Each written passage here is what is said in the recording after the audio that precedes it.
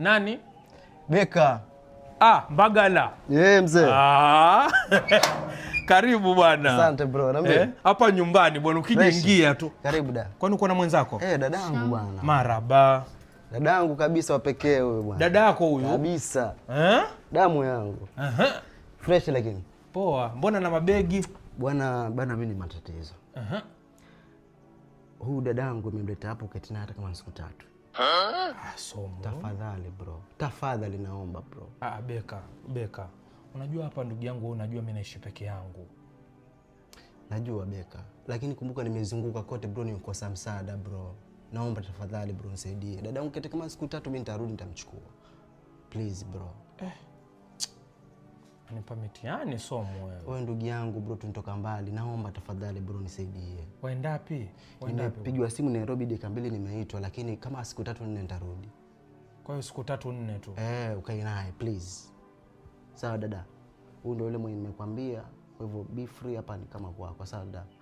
Tafadhali Beka. Sawa. Tafadhali Beka na. Sawa. Basi mimi bro natoka sasa hivi. Sasa hivi naondoka bro. Yaani mambo mbio hayo pia ukae. Sawa. Sawa Somo. Sawa dada. Sawa dada. Mazebeka. Mchunge dadangu bro.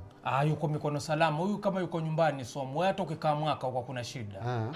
Nakuamini bro. Huyu kama yuko nyumbani kabisa. Basi sawa bro. Sawa. Tutaongea. Sawa ndugu yangu. Sawa brother. Sawa. Poa. Bye. Karibu. Asante. Sasa umesema waitwa nani wewe? Waitwa Adija. Adija una miaka mingapi? 18. 18? Kama una miaka 18 hapo ni sawa kabisa. Sasa Adija, unaona hiki chumba hiki hapa. Waingia pale ndani, nenda ukaeke bagi lako, jisikie uko nyumbani. Asante.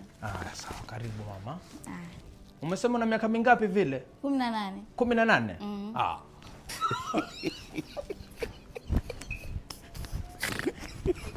Bagala.